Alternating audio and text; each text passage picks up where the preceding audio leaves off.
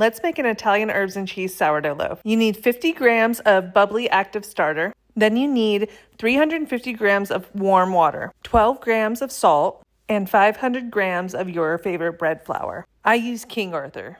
Then you're going to mix that to a shaggy consistency and let it sit for 30 minutes. All of my sourdough accessories are linked in my Amazon storefront in my bio. After the first 30 minutes, you are going to do some stretch and folds. I do approximately 4 to 6 of these, but you do what your heart desires. Then we're going to cover it for another 30 minutes and come back and do some coil and folds where you grab it from the middle and fold it over. I also do about 4 to 6 of these. We are going to let that sit for another 30 minutes and then come back and do another set of the coil and folds. As you can tell, the dough is starting to look a lot more soft and fluffy, and it is not shaggy anymore. That is what you're looking for. Now we're going to cover it and come back to it in 4 to 6 hours, and then we're going to shape the dough. And just for reference, this recipe is for 1 loaf, but I did make 2 in this bowl. As you can tell, my dough was still sticky and it was not fully proofed yet, but I was tired and so ready for bed. So we're going to go ahead and shape this dough. This is when you're going to put your inclusions in, such as spices, salts, anything that you want, cheese, jalapenos if you want, anything that your heart desires.